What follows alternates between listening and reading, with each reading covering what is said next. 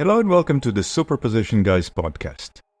My name is Yuval, and my guest today is Nick Farina, CEO of EeroQ. We discuss EeroQ's unique approach to building quantum computers using electrons on helium with a CMOS chip substrate, a technology researched for over 20 years. Nick outlines the company's journey from its founding in 2016, its strategic focus on hardware, and plans to release a functional prototype soon with a goal of achieving 10,000 qubits by 2026. We also explore the technical advantages, future plans, and the company's commitment to quantum ethics. Nick highlights challenges as the funding climate, the potential negative impacts of quantum technology, and much more. We hope you enjoy this episode. Hello, Nick, and thank you for joining me today. Thank you so much. I appreciate you having me on the show. So who are you and what do you do? So my name is Nick Farina, and I am the CEO of EeroQ. We were started in 2016, incorporated back in 2017. So we've been around for quite a while now in terms of quantum computing industry startups. We were originally spun out of Michigan State University. We've been a little bit stealthy then and since. But the first 5 years of the company was really a joint venture between myself working with some partners on providing investment funding to do sponsored research at Michigan State University. And ironically, I came from a software background, and our focus is 100% on hardware. So I'm a lifelong entrepreneur. I'm an angel investor, and I came to quantum somewhat by accident.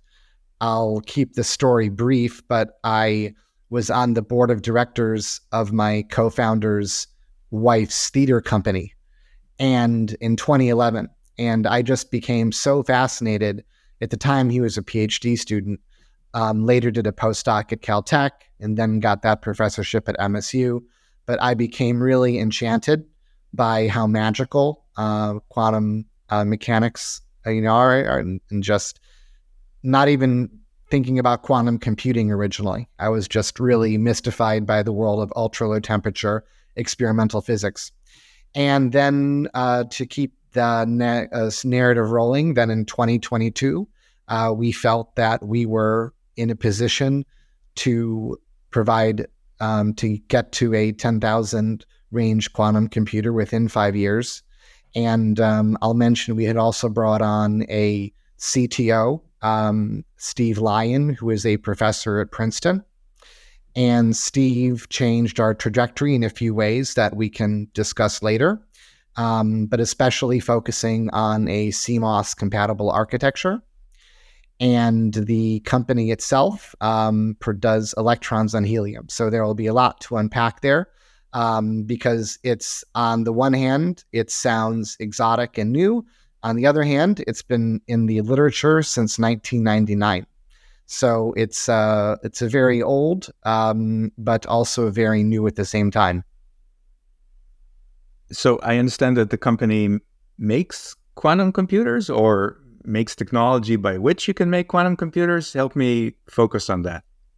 Absolutely. So we make quantum computers. So we are building a quantum computer that, as with many other companies, we envision having both on-prem offerings as well as cloud offerings.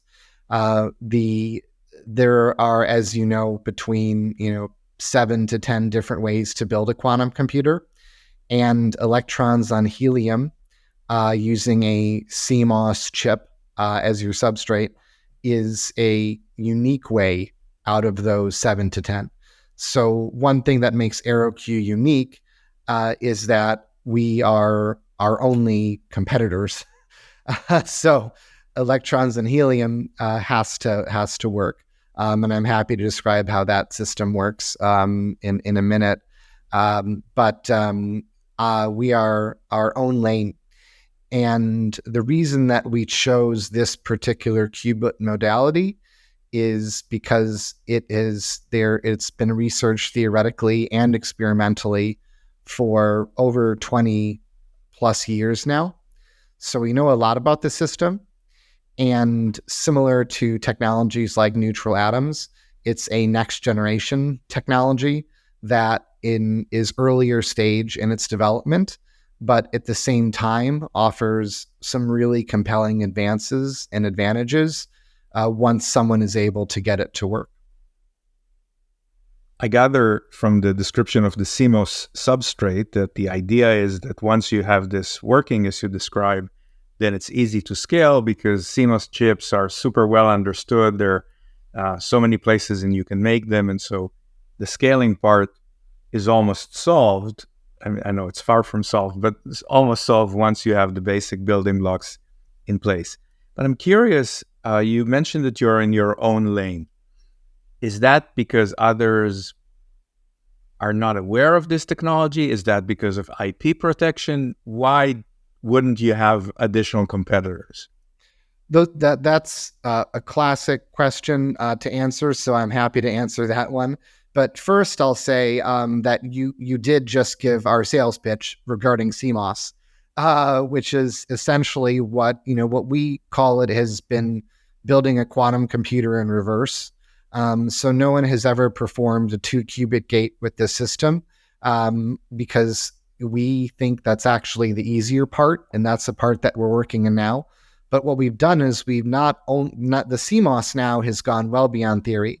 So we work with a foundry called Skywater up in Minnesota, and Skywater produced for us a chip where we can control ensembles of 2,432 electrons. So it's similar to these large-scale demonstrations in neutral atoms, where you don't necessarily have 6,000 qubits, but you have, an array of atoms that can be, controlled. So we're at a similar stage there, where we've proven the CMOS can work with the liquid helium. So we're a scaling first company. And the reason now, to answer your other question, is there's a few reasons that we are in our own lane. The first is that the way that quantum computing had developed in the United States very broadly is that, in the early 2000s, there was quite a bit of money provided by the government to fund different approaches. And some of these approaches were successful, like superconducting circuits and ion traps at their very early stages. And then as a result, a lot of investment began to pour into those areas because they had shown promising early results. Electrons and helium didn't work. So when there were attempts made in the early 2000s is when the experimental work began. We just didn't have the mastery of the properties of electrons and helium. We didn't have the equipment needed.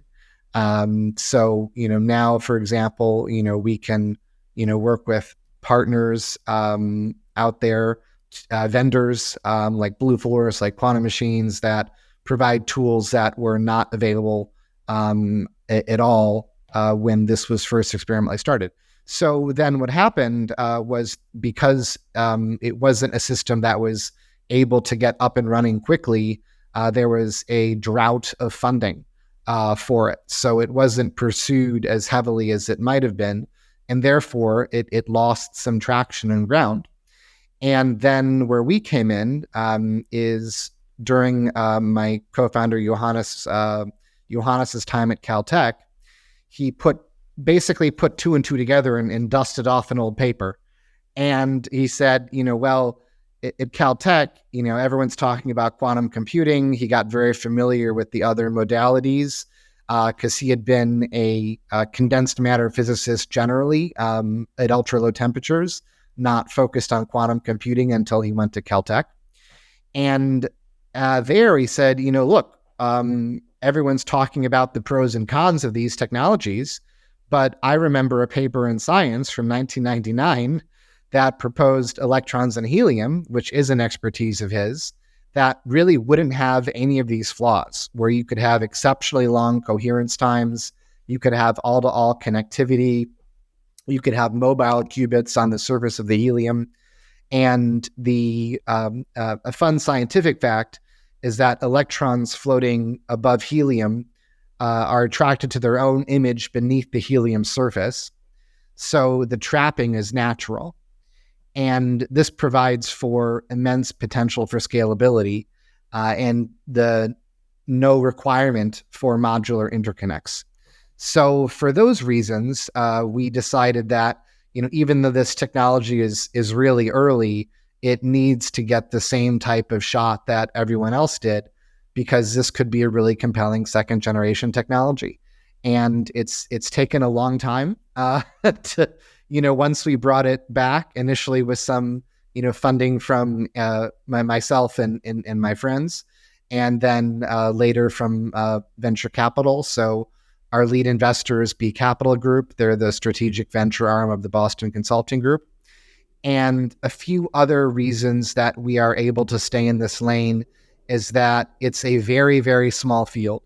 So there's probably 10 or so people in the world who are truly experts at electrons on helium, and about 7 of them work at EeroQ. So we were able to create a moat around talent, a moat with IP, and a moat with a head start to actually build a scalable computer. That's the reason why, we have this very, very deep moat. Now, that doesn't mean someone is not going to start one of these companies as we become more successful, but we do feel that we have a pretty strong moat around it. This is liquid helium, right? So this would be about 4 Kelvin, and the electrons would just swim around in the helium? Yeah, so we're running around 10 millikelvin, so quite cold. And what happens is, so it's superfluid helium, you have your bottom layer is your CMOS chip, and then we put a layer of bulk helium at the bottom, which crawls the walls as superfluids do, and then that coats that CMOS chip and the electrodes on the chip. And then we use a tungsten filament, just basically a light bulb, to spray electrons into the system. And then control and readout is done very similar to superconducting circuits using CQED. And that's what the system looks like. And if your listeners want to compare it to another technology that exists that's better known, it would be silicon spin qubits.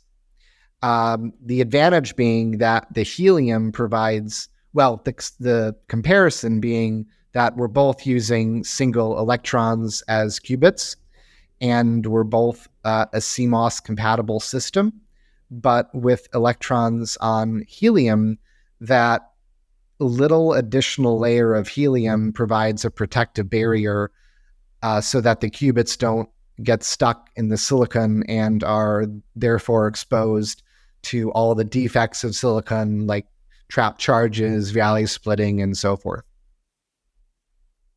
When can I use one? How far are you from demonstrating or showcasing to the outside world this computer? Watch this space. Over the next couple of months, we've got some pretty exciting news coming out regarding the basics of the system. We've already we have a functional prototype of the scaling system in our engineering facility. We're based in Chicago. When can you use it? I would say aggressively sometime next year. We're working on building a simulator for it as well. So being able to use it in a simulation environment, the answer would be much sooner. But 2025 and 2026 are really when we see this system fully come online. In working with both cloud vendors and potentially, depending on the demand, on-premise installations.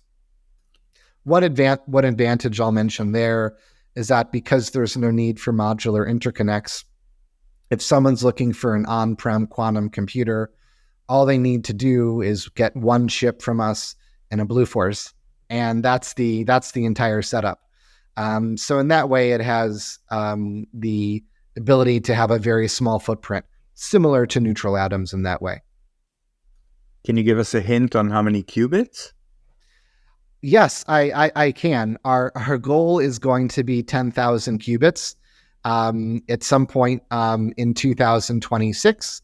How exactly we distribute that, again, the split between on-prem and cloud remains to be seen.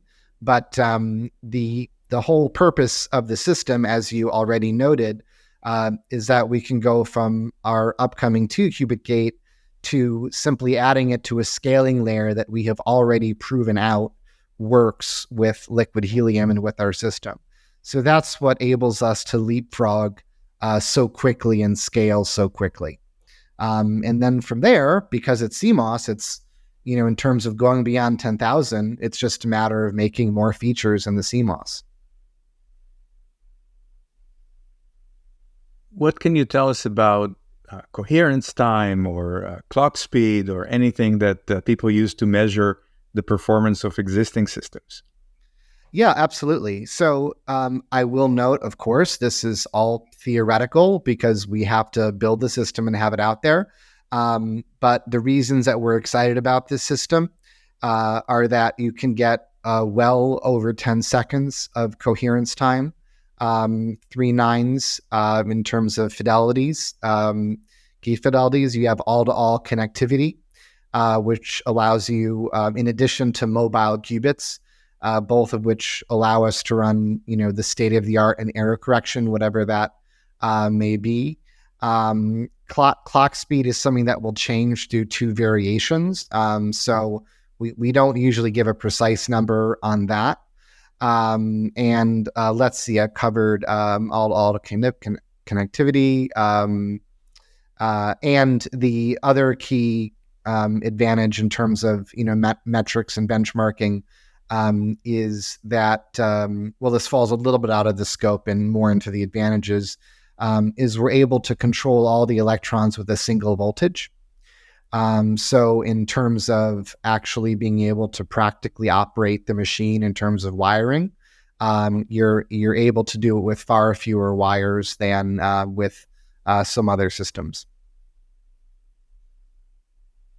That point about fewer controls is also an important selling point of neutral atom systems. Yes. In neutral atom systems, the qubits move around with optical tweezers.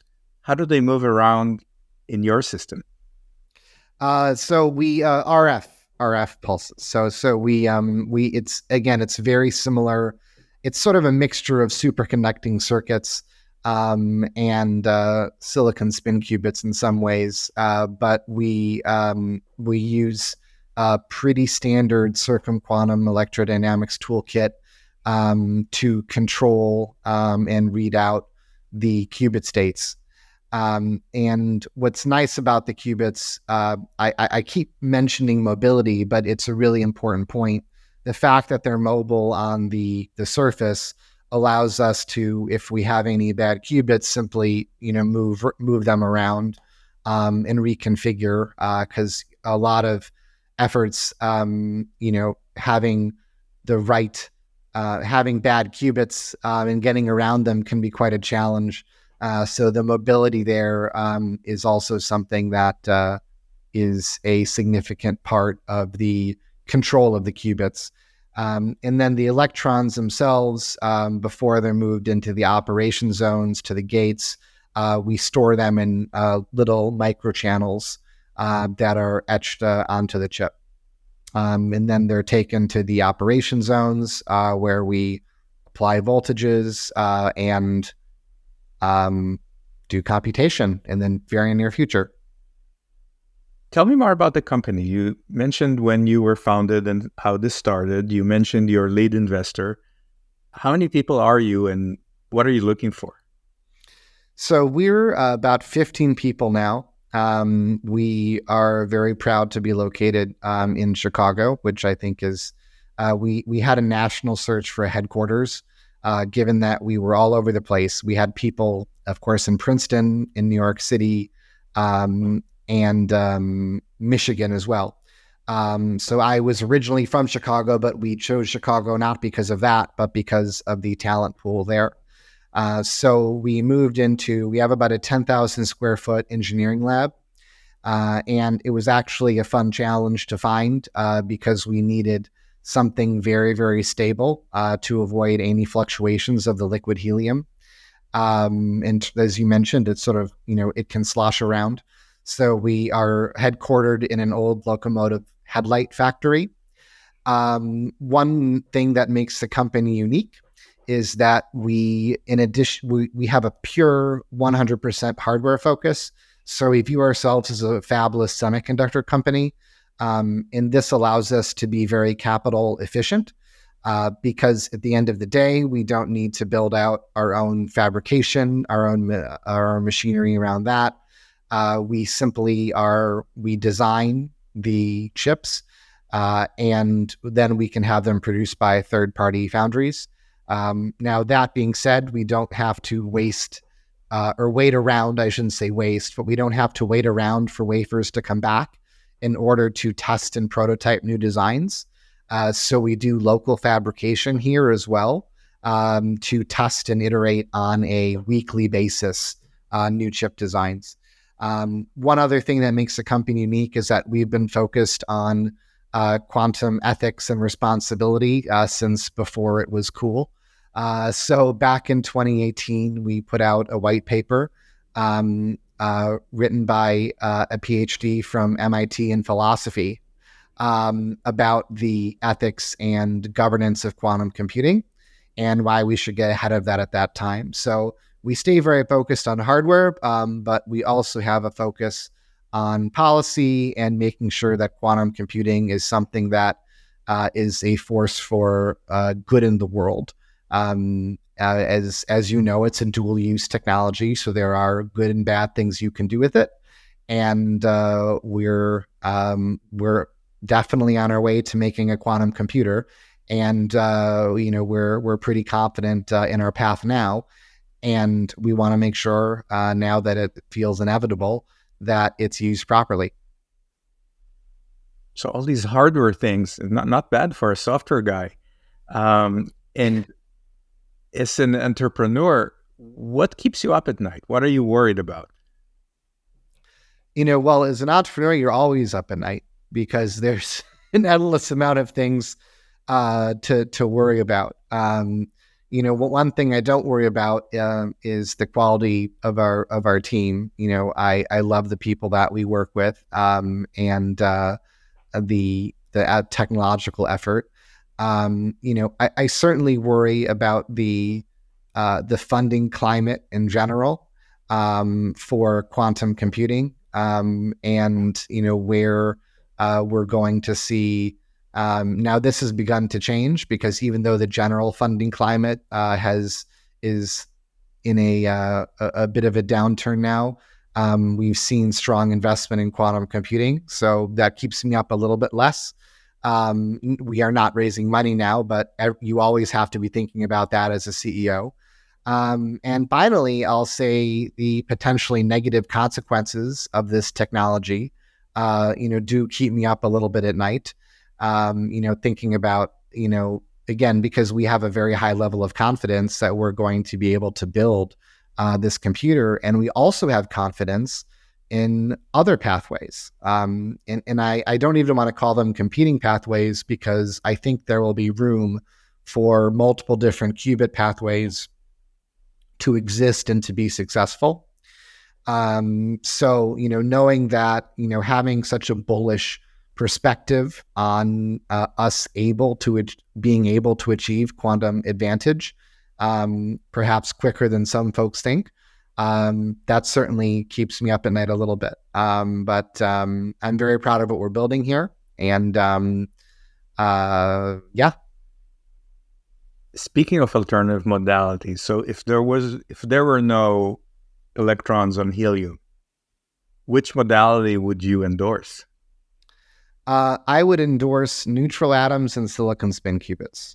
I would do a dual endorsement because I think I think they both have key advantages. Silicon spin qubits, they both have a lot of brilliant people working on them. And silicon spin qubits, you have the CMOS with neutral atoms, you have a small footprint, and you have a system that seems like it can scale in a way that others can't. Again, we're focused 95% on scalability. The type of 2-qubit gates we're working on are very well understood.